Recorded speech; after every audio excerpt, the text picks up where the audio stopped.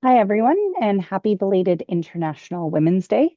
Thank you for joining us for today's webinar on cross-sector perspectives on road safety in partnership with CARSP and the Canadian Leaders in Road Safety. My name is Raz Friedman, and I am the president of the Canadian Association of Road Safety Professionals and the founder of the Leaders in Road Safety. If this is your first time joining a CARSP webinar, welcome. CARSP is a wonderful organization for road safety professionals and brings people from multidisciplinary backgrounds together annually at their conference.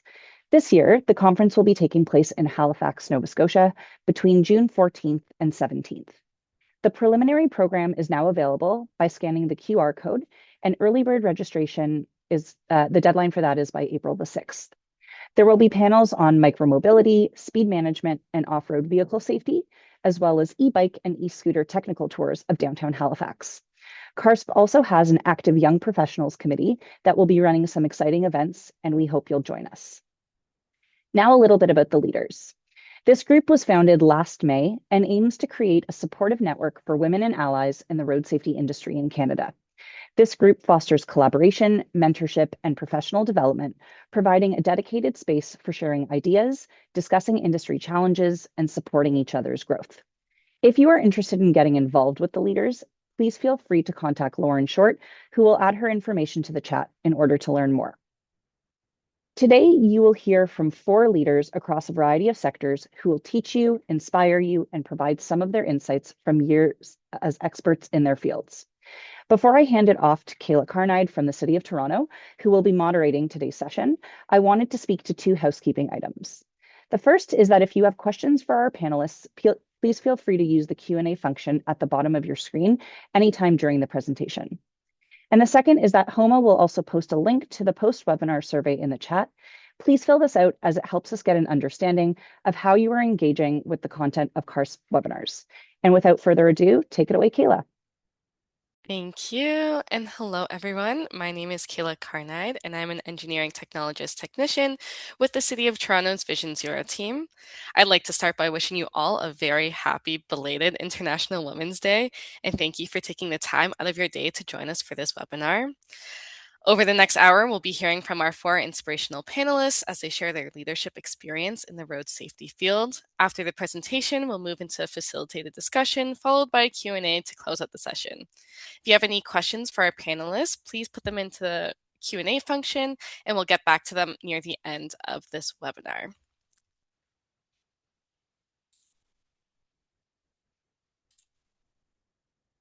I'd now like to introduce today's panelists, a group of women making a meaningful impact across various sectors of road safety.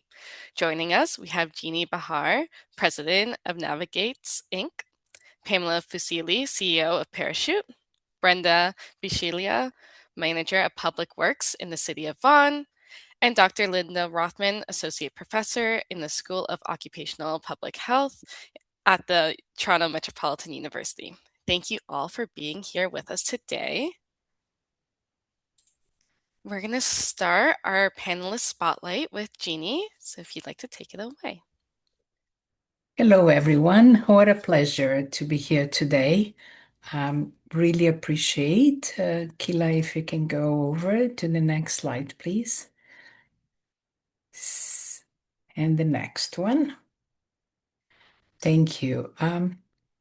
So I am a civil engineer with more than 40 years of professional experience. I was able to work as a researcher, as a practitioner, and that brought me to what I call the focus of my civil engineering work, which is road safety engineering. My passion from very early during my master's studies many years ago was to bring road safety research to practice. I looked at it through the dissemination of evidence-based, high-quality research results into practice. So the idea was really let's go and learn from what we're doing or what we would like to do, learn what the outcomes, and bring it to practice.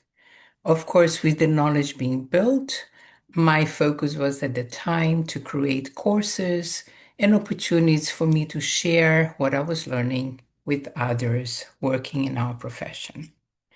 I was very lucky to be able to have key roles in various associations, and most recently to serve on the board of directors of the Transportation Professional Certification Board.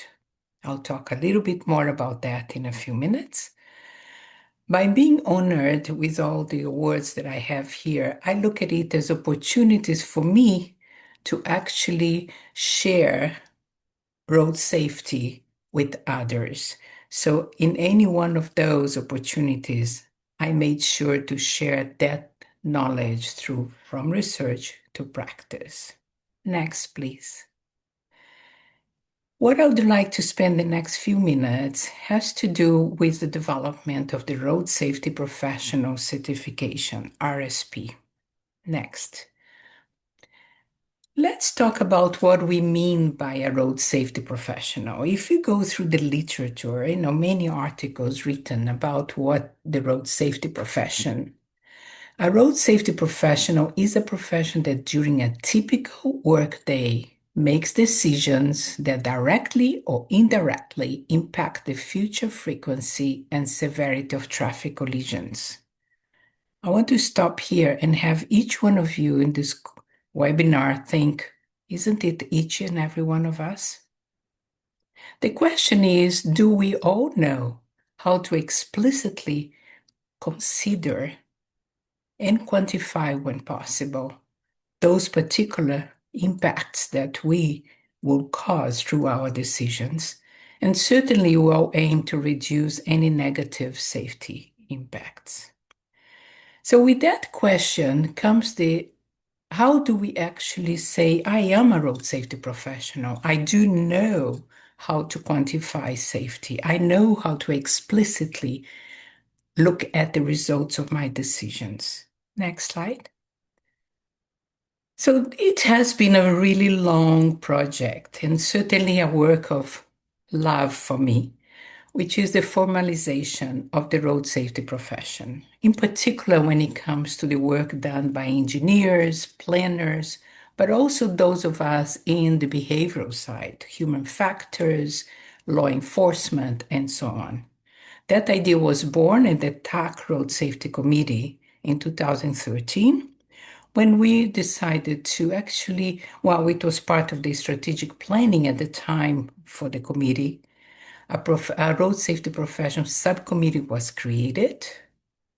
We, for 2 years, worked in this group of committed volunteers in Canada that we would like to know how we are actually learning about road safety. Is there any courses? And we realized that no, there isn't. We can't say any one of us, we have a degree in road safety engineering or road safety. So at that point, we realized that designation of road safety profession needs to be formalized.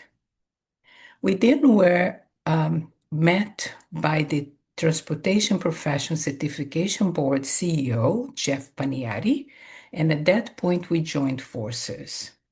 We formed a steering committee with 25 professionals in the United States and Canada.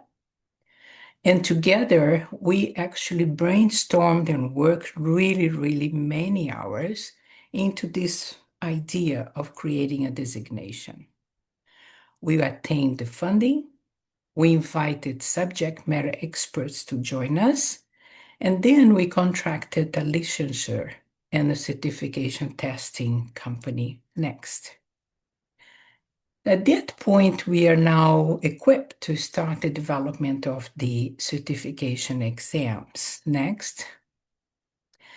And with that particular expert company that guided the subject matter experts, the definition of the knowledge domains, and through the whole structured process, the exam questions were developed, the references were defined, and the exams were built. With that, in 2018, TPCB launched the Road Safety Professional Level 1 exams. In 2019, Level 2 exams, 2 tracks.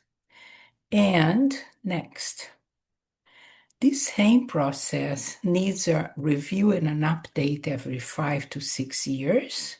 Next. So in the past year, we have worked hard with the experts, subject matter experts, and the specialists, and we updated the first level, which was launched last month. We are currently working towards the updates of the level 2. Next. So today, if you go to the TPCB website and you look for a road safety professional one, I want you to see that our original goal is actually written up front, which is to establish a recognized level of practice and knowledge. But most important for me is to incentivize the safety education. The level 1 is for the broad audience of professionals who in the performance of their work make decisions and take actions that potentially impact the safety of the traveling public. Important here is that it is those in engineering, motor vehicles, behavioral, law enforcement, emergency services, among others. Next. When it comes to level 2, we are talking now on those that have passed the level 1 exams, now going to this level 2. Here we have 2 tracks, those that are in the behavioral specialty and others in the infrastructure specialty. Next. And I look at it as what a happy end to these many, many years of effort and dedication in the creation of this road safety professional. All over the world today, there are over 1,400 road safety professionals certified in level 1 and 248 in level 2. Now, this is November 2025. We still don't have the results of the cycle that just finished, this February. In Canada today, we have 182 road safety professionals level 1, 24 level 2, and 5 in both specialties. I have to also mention that the growth in recognition of the professional certification, as you can see there, has been gone, and more countries have now professionals that are taking the exams. With that, I would like to conclude. Thank you very much. Thanks, Kayla. Thank you for sharing that with us. We'll go over to our next panelist, Pamela.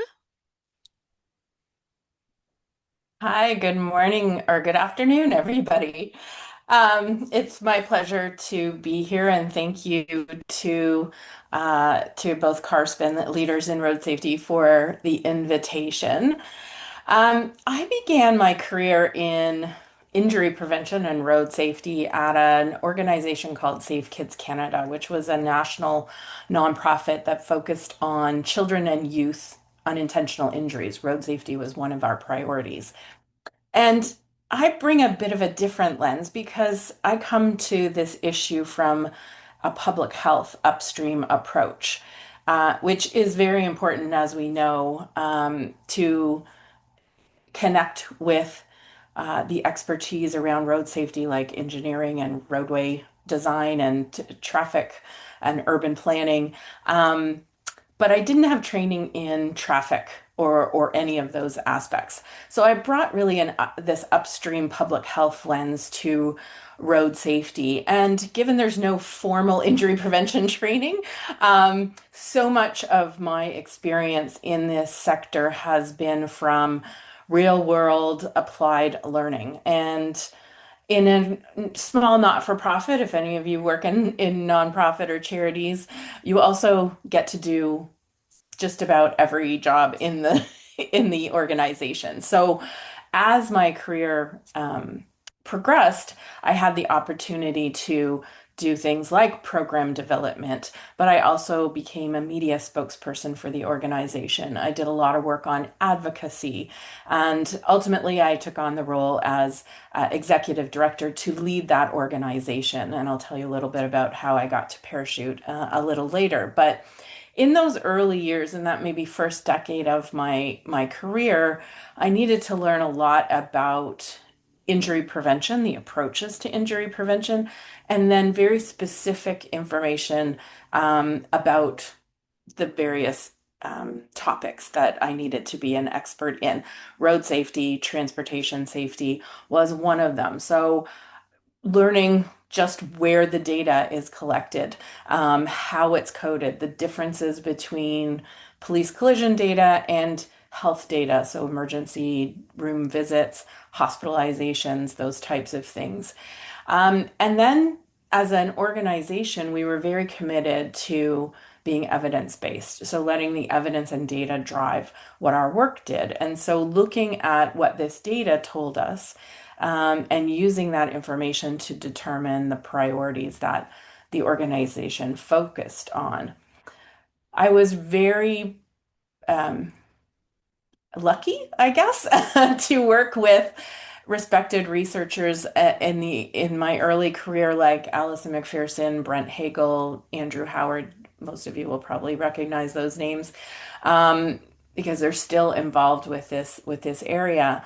And then later on, had the pleasure of working with folks like Linda Rothman, who you'll hear about later, and Lee Raz. And that really helped to make the bridge between that evidence and action. So I use that evidence and the research results to look at what we were focused on because we knew what the priorities were, but then to build out what were our knowledge products. Like we created a good practice guide. We did a lot of policy briefings for different levels of government to try to get the best information into their hands. So when they were making policy legislation, even looking at standards, that they had the best and most current information. But also campaigns like Safe Kids Week, which I think is now over 30 years old. And it, brought attention or spotlight onto a particular issue and engage the public as well as professionals. So a lot of my work ended up being in policy. So I worked a lot on things like getting child booster seat legislation introduced into right now the majority of provinces and territories. Not all provinces have booster seat legislation, but that was if I could give it an example, a way that we took the evidence and the data. We were seeing that kids under around the age, the older ages, outside of forward-facing seats, they had higher levels of fatalities and serious injuries. And so it was very important to have that data and then to have evidence on the effectiveness of booster seats to be able to inform our messaging to both the public that they should use these devices and products, even though it wasn't the law, but we knew that legislation upped the probability of people following that. And of course, enforcement does that even more. And so that took many years to go province by province to get them to talk to us, to have those conversations, and to look at what the changes in legislation can be. Because as you can imagine, parents who had kids who were maybe 7 or 8 did not want to try to convince them to go back into a booster seat once they were out of their car seats. But I also worked on things like mandatory helmet laws for all ages, and that is a little bit of a patchwork right now across the country still.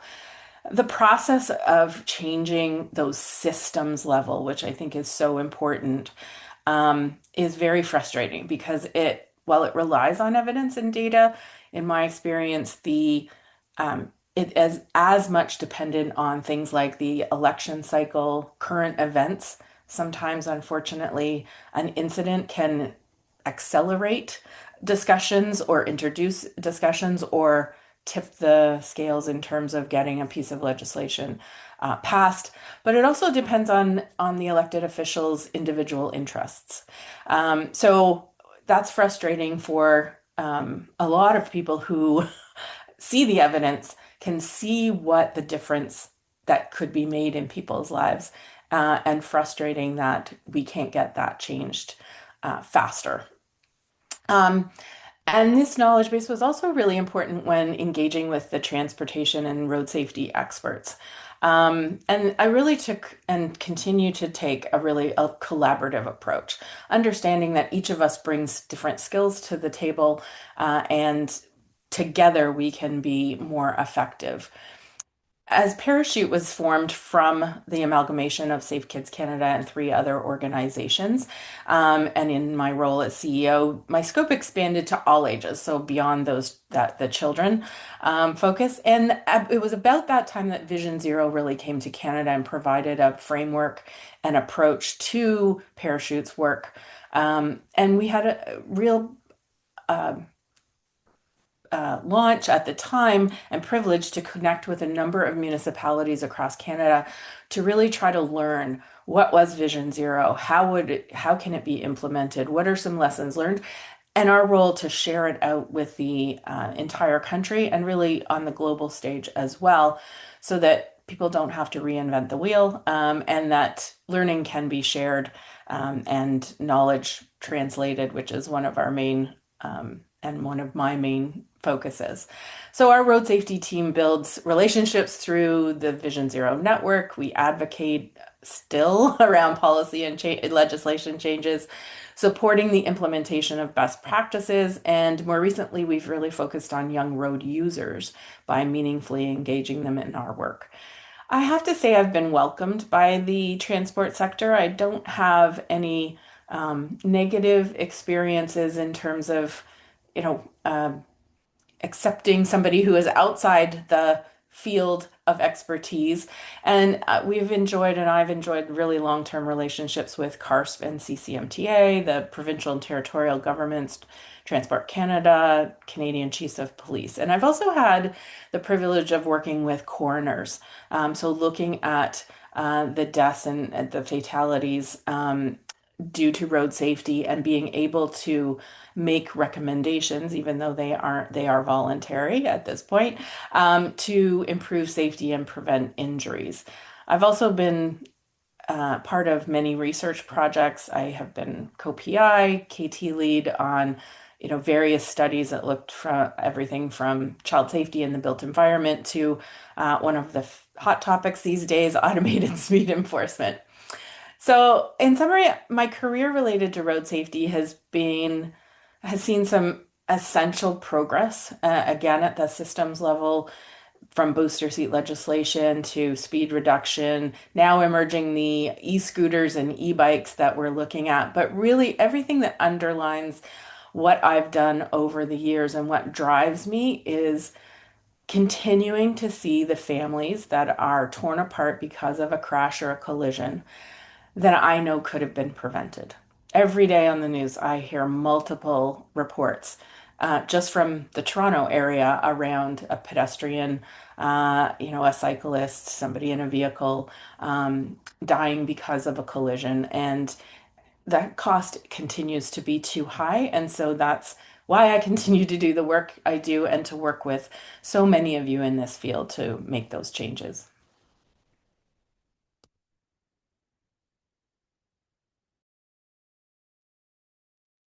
Thank you, Pamela. We'll move on to our next panelist, Brenda.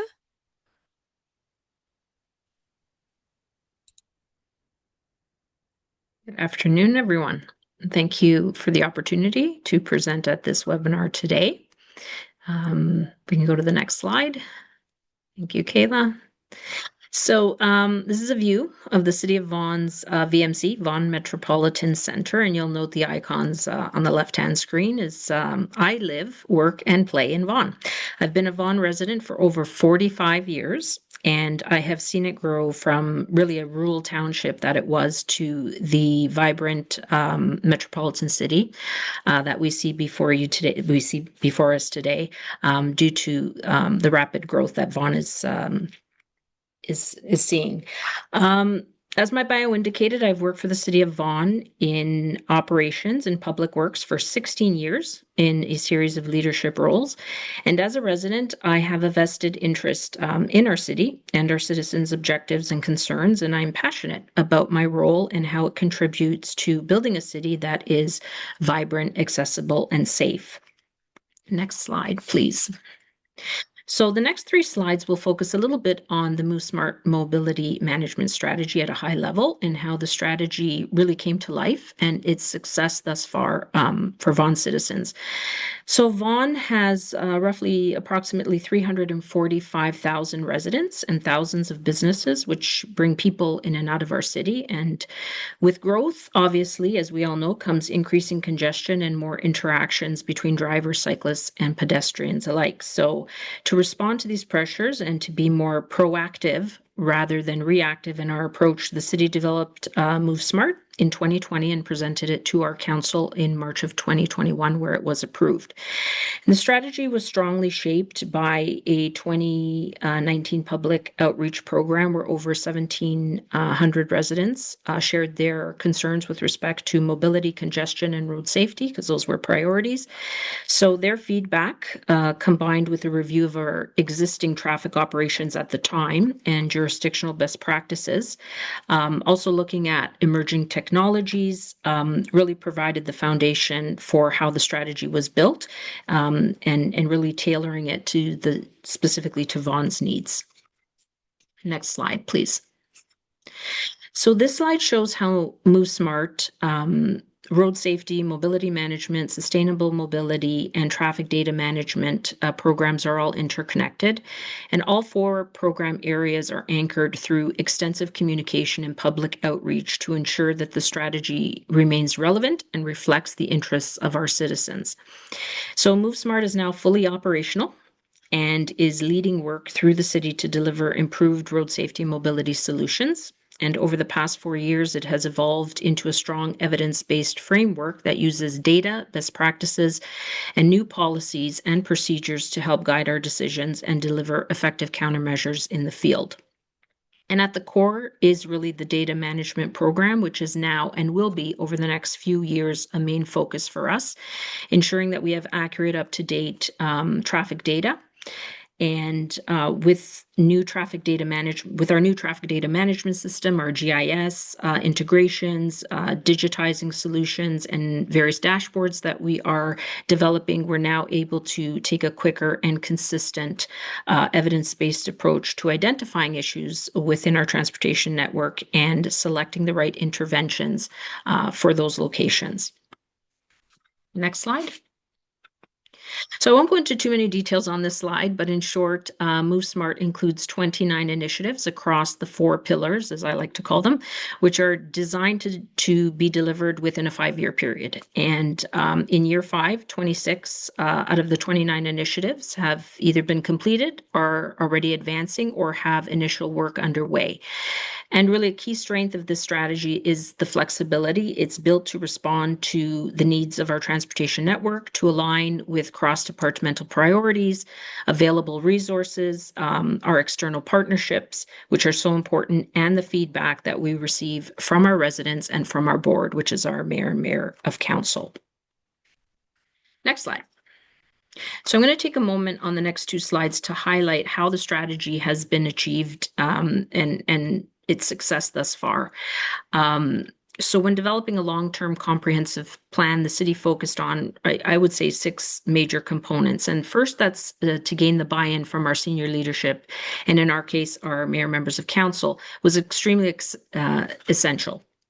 And the strategy needed to reflect their priorities and demonstrate how it advanced their mandate and shows the clear value for the residents that they represent. So identifying early wins within the broader plan helped to reinforce the value. Second, it was creating a clear roadmap, and we actually showed a roadmap, a visual, that allowed us to outline major milestones and deliverables. So for a strategy of this scale, it was important for both council and the public to see when these key actions would be delivered and what were the results that were to be expected.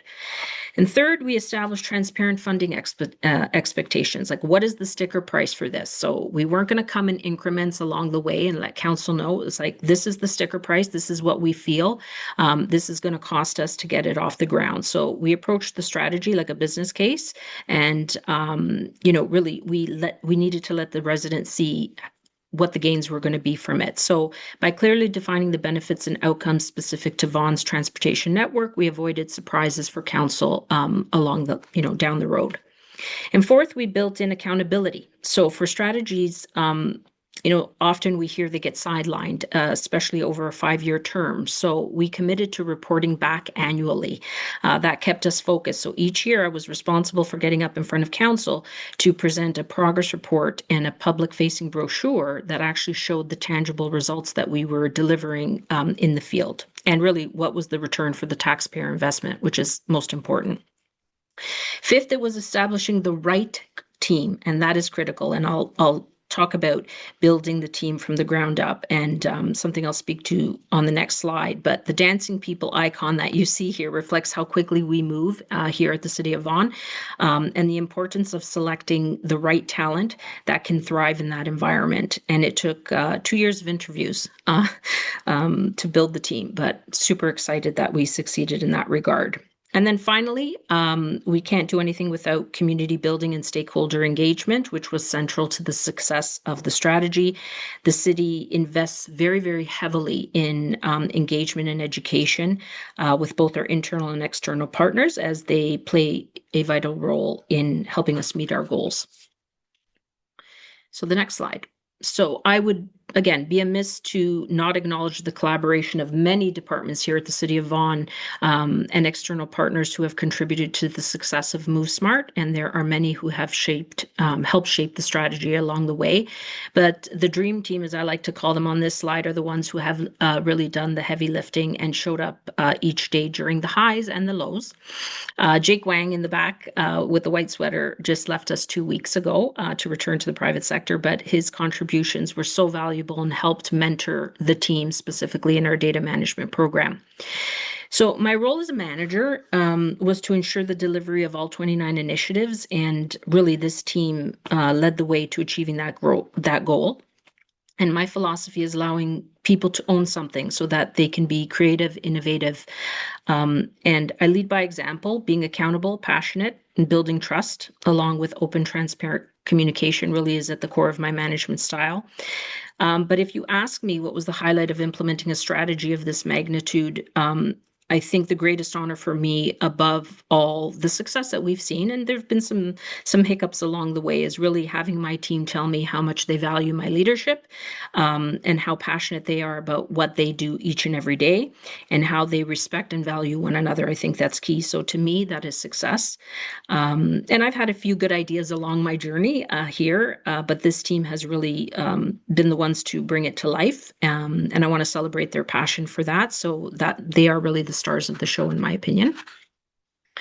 And the next slide is just really proud of what MoveSmart has achieved thus far, and our team continues to have meaningful engagement, which is key within the community, including our youth programs through the Vaughan's Active School Travel and Youth Ambassador programs, as well as all the work we do with our stakeholders.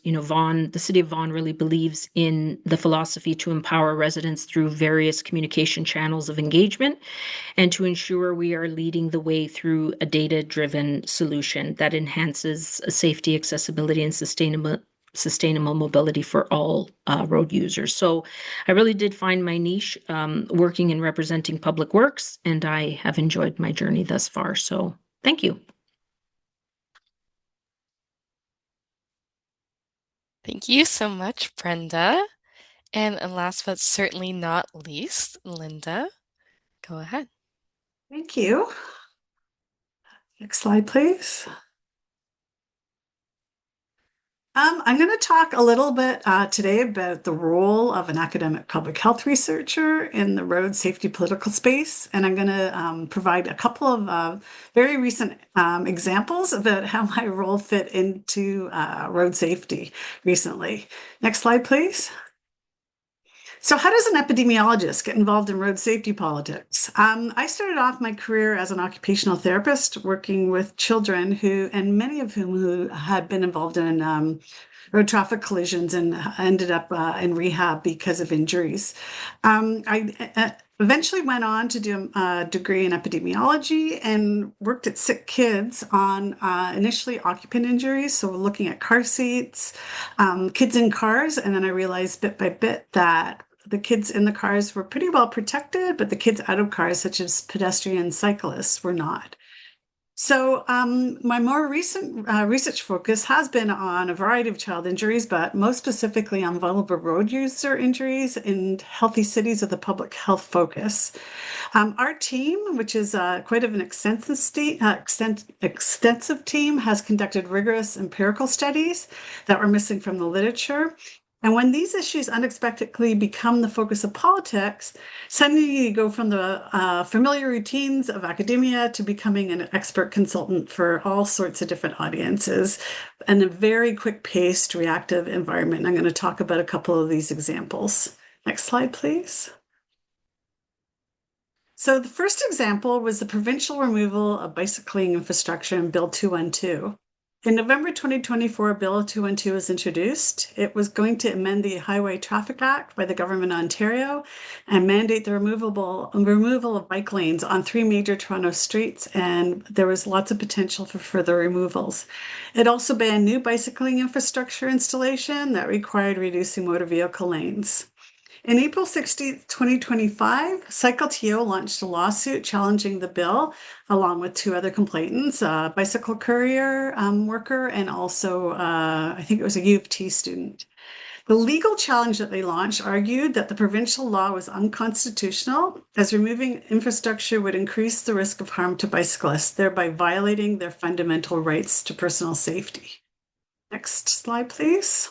So what was my role? I got approached by CycleTO to provide expert testimony, which included an 85-page report that had to be written within 2 weeks over the Christmas holidays, with additional analysis needed, and examination by lawyers, which included things around the nature and severity of injuries sustained by cyclists, the effects of bicycling infrastructure on collisions, and my opinion on the effect of existing infrastructure removal. So a huge amount of work in a very, very quick, short time that was totally unexpected.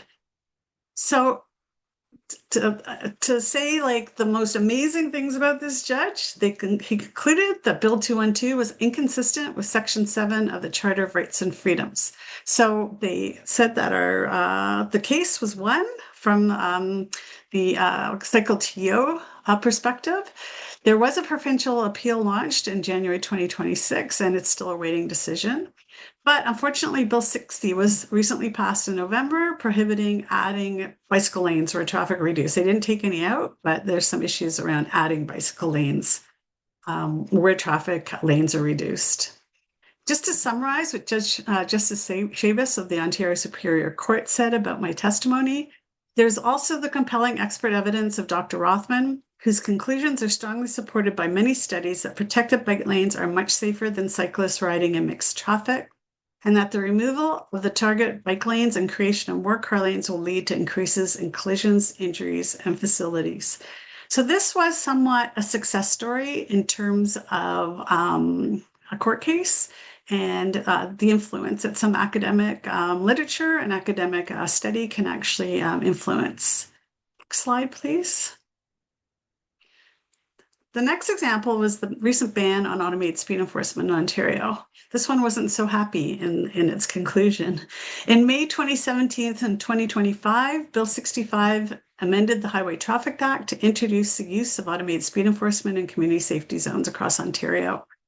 The municipal councils had the authority to designate community safety zones via bylaw with the option of implementing ASE programs within their jurisdiction, and this was taken away by the provincial government.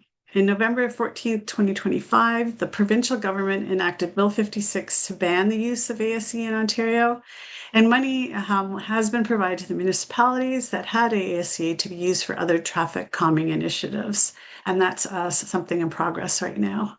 Next slide, please.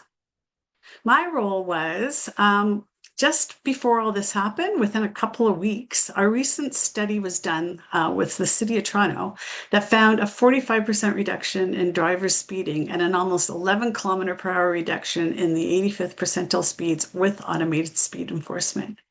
So as a result of this study that was brought up over and over and over again during this whole automated speed enforcement discussion, I was asked to do a lot of media presentations to City Council, professional organizations, not-for-profits, conferences, op-eds with stakeholder NGOs, etc. It became a full-time job. Next slide, please. So I just wanted to talk a little bit about some of the challenges faced as a public health person, but also working as a university professor. The time is an issue. This is not a usual plan for a part of an academic's job. It's unexpected and it was very short notice. And again, just by fluke, these two issues became back to back. They were one after the other. Another challenge is you need to be impartial. You can't show, like, as an academic, you must be seen as nonpartisan and also present the evidence. Sometimes when you have pictures of yourself on the internet riding a bike or at bicycling demonstrations, that does not bode well, especially when you're being cross-examined by lawyers. You need to be able to translate academic knowledge to a wide variety of audiences. We're used to kind of translating to lay people, and sometimes media, but the legal community was another whole skill that I didn't have and had to quickly learn. And also, we frequently present to other non-academic professionals, at least in road safety, such as engineers and planners, so I had some skills in that. The next slide, reanalysis of data.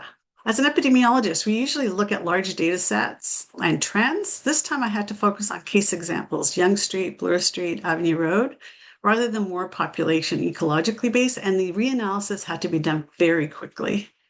Frustration. Decisions made frequently by politics are not based on evidence. Bike lanes, they wanted them off arterial roads onto secondary streets, which was impractical. They caused congestion, which we found with the other expert testimony that this was not the case. Automated speed enforcement was perceived as the cash cow, and as the Ford government is now saying, it can be easily replaced by other speed reduction interventions, and that is not feasible in many locations. Another huge challenge was other work responsibilities. I had a full-time job already, teaching, university service, and research. So what is our role as public health academics? That was the big question I had. We have responsibility to our students and the university and the community and ourselves ultimately. Next slide, please. My lessons learned, applied road safety research requires some flexibility in scheduled time. You have to engage other players. Pam got frequent phone calls and text messages from me asking if she could help with media interviews, op-eds and things like that. So we need to help, if we need assistance with especially knowledge translation, we need to engage other people as well. You need to learn to talk the talk of different audiences by continuing to talk the talk and listening. Keep on partnering wherever possible and integrate these type of communication skills in public health curricula. I needed to involve my students because this is my main job is to teach, bring them to events, involve them in analysis, teach these examples and lessons learned in class and use this as a learning experience. And most important, take a break and then move on. The automated speed enforcement issue was quite depressing by the end of it. But somebody said to me, and it might have even been Laraz, use these experiences to plan your next stage of research. For example, what are the consequences of removal? And also remember, this is politics. The politicians will change shortly, and the issues may change in a different direction, and you need to help influence it. So thank you very much.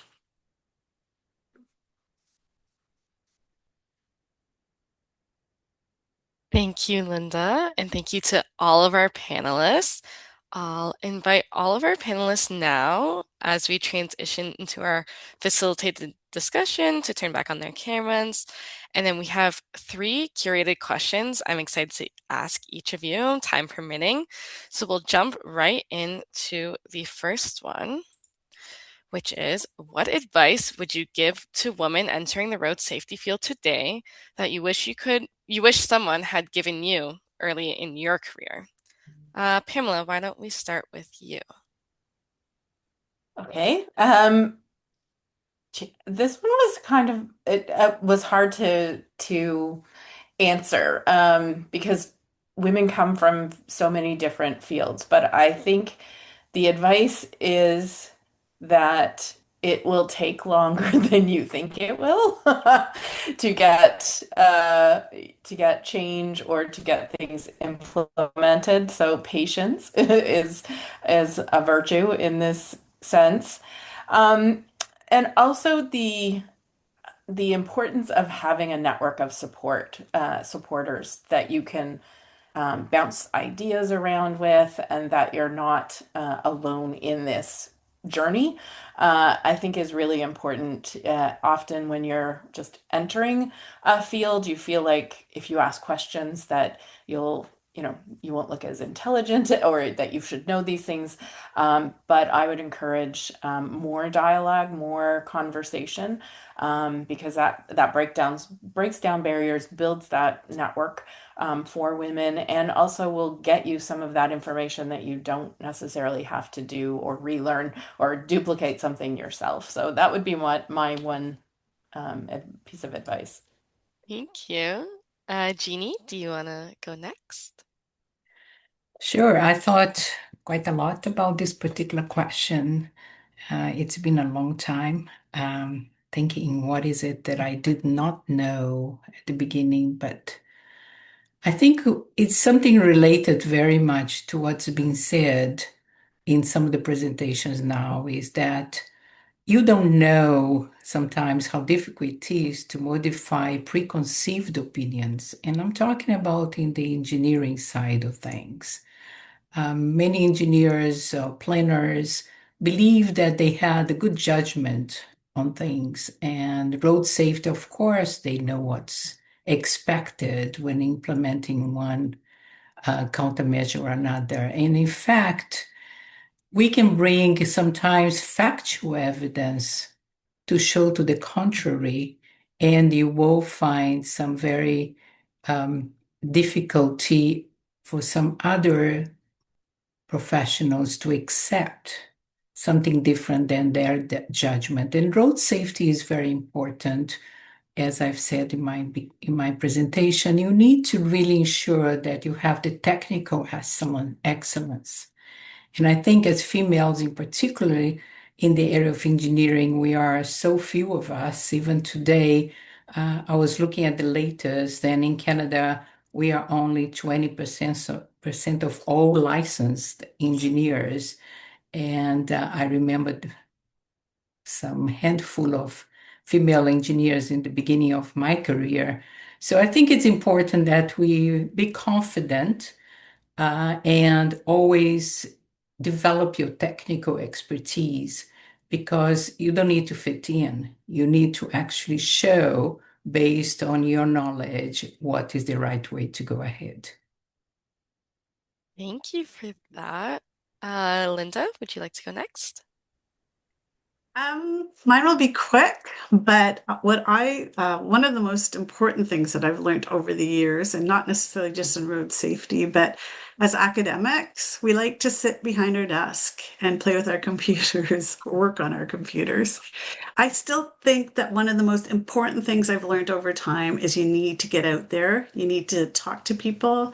You need to get out from behind your desk and not just talk the academic talk. And again, I think, what Jenny was like implying also, that as women, we tend to, especially road safety, you walk into a room, there's a lot of men in the room. I think as you get out and you realize that you do have something to provide in terms of evidence. You become more confident and you learn how to talk to people more. So again, don't get pulled down into research analysis. Really, really get out there and start talking to people. Right. And Brenda, would you like to add anything? Yeah, very similar to what all the ladies has had to say. I think from my perspective is trust the value that you bring to the table, your perspective. Have a voice because there's room at the table for everyone. Don't hesitate to speak up, ask questions, keep learning, and mentorship is really important, as Pamela alluded to. Very, very important. Thanks, everyone. We'll move on to our second question. So, road safety is deeply influenced by political cycles and shifting priorities. How have you stayed grounded and motivated during times of uncertainty or transition? Maybe we'll start with Linda this time. I think I mentioned quite a bit of this already in my talk. Don't get depressed. Don't take a break. I think that was the most important thing. Take a breath, and realize that things move on and you still can influence change later on.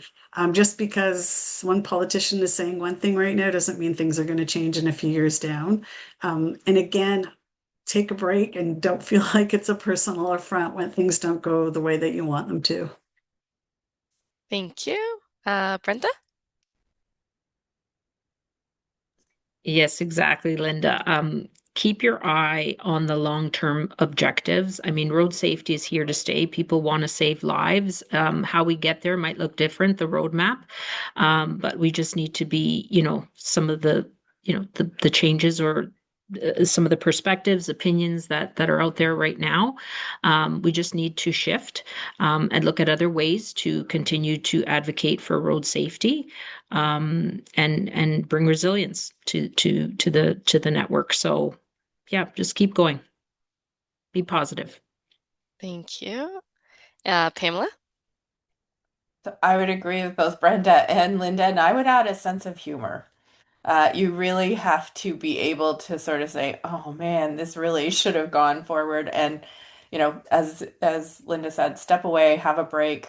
You know, approach it with, "I'm going to get it next time. There's going to be another window of opportunity," but a bit of a sense of humor and a whole lot of patience. For sure. And last but not least, Jenny?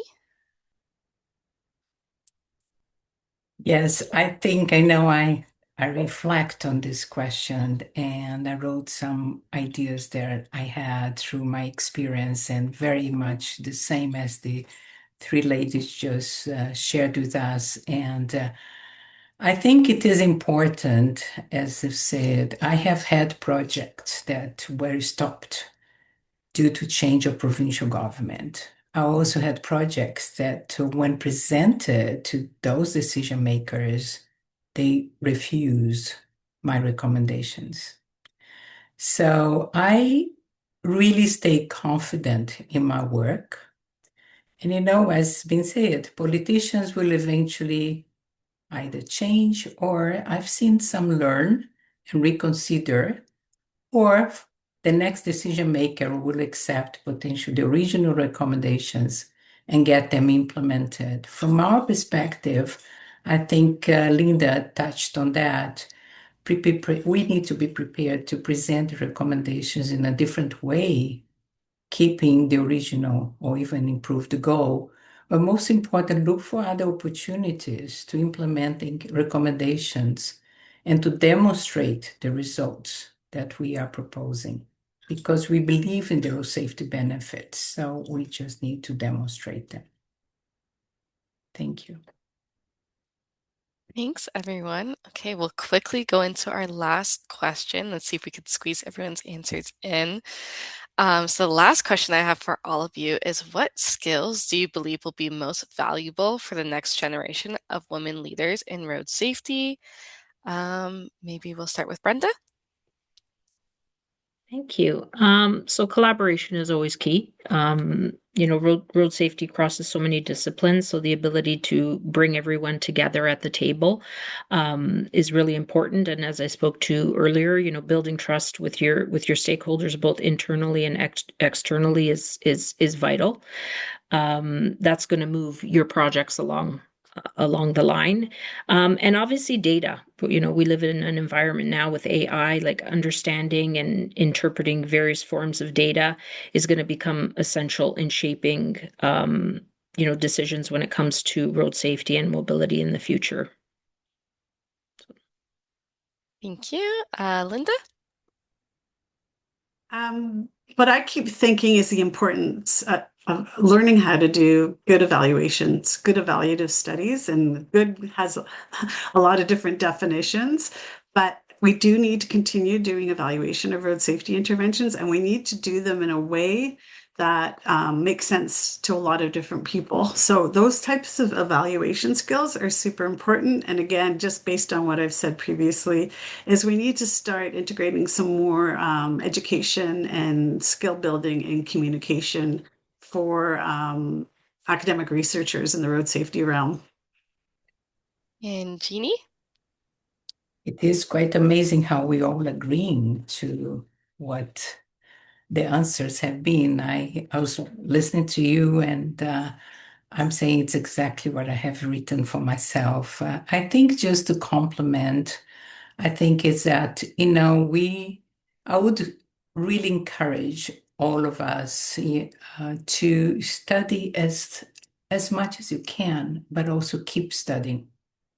We have to continue growing and learning, and also very important, even as I'm looking at myself as an engineer, how much I learned when I went to study epidemiology, when I went to study human factors, and I took courses in various other areas that are so very important to the work we do. So I think to expand the actual area that you were originally trained to work on is very important in road safety. Many others, but road safety for sure. Thank you. And we'll quickly go to Pamela to wrap us up. I would say AI is, coming, is becoming not how to use it, which is absolutely important, but where to use it and how to leverage the human factors and things that AI can't do. I think that's going to be something that's very important to many sectors, but I would say that would be one to add to the list that everyone else has generated. Thank you all so much. Great insights for our facilitated questions. I think we'll have time for maybe one quick question. Um, and if any of the panelists want to go ahead and answer, the question is, hi, I'm a municipal elected official and a woman, and every time I bring an idea to our engineers, they say no right out of the gate. As a person who's not an engineer but has done a decade's worth of research about road safety, I find this very frustrating. Any advice for me? Anyone want to take that one away?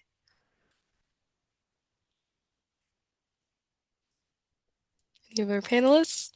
Okay, I would suggest that before you go to your engineers, maybe talk to engineers outside the municipality and bring a summary of the findings, possibly through research for the particular question that you have. So, in other words, it's not a question, but it's actually a subject that you have researched and you have found the recommendations based on other publications and other work done that support what you are looking for. Great, thank you. I think with that, we'll wrap up. So I'd like to say a huge thank you to all of our panelists and to Lauren Short, who hasn't been named here, but did a lot of work on this webinar, as well as our team at CARPS and at LeadHERs for all their work on this webinar. And of course, thank you to everyone who joined and asked questions.